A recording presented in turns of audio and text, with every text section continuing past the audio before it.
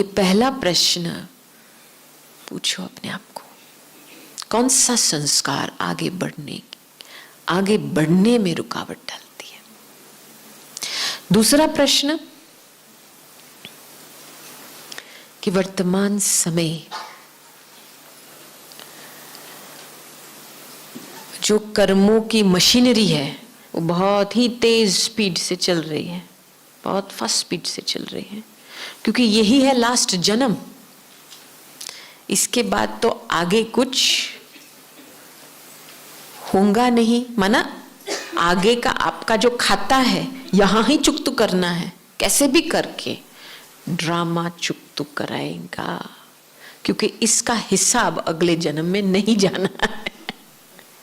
तो इसीलिए बीच बीच में अकाले मृत्यु के तूफान आते हैं। विश्व में देखते हो ना, ऐसे तूफान आएंगे क्योंकि हमारे कर्म के हिसाब किताब चुकतू कैसे होते हैं। दो घड़ी में चुकतू होते, एक है जन्म की घड़ी, गर्भ जेल में कर्म के हिसाब किताब चुकतू होते हैं, दूसरा है मरने के समय में। तो इसीलिए लौकिक के हिसाब से देखा जाए अकाले मृत्यु के कितने तूफान चल रहे हैं, क्योंकि ये अभी घड़ी टाइम कहता है, time is up for everybody, सभी के लिए टाइम इज अप। माना ये हिसाब यहां ही चुकतू करना है, चाहे आप योग बल से चुकतू करो, चाहे आप मौत खाओ और दूसरा जन्म लो, ऐसे चुकतू करो, लेकिन चुकतू करना है। कई लोगों ने तो कोविड के समय में चुकतू किया,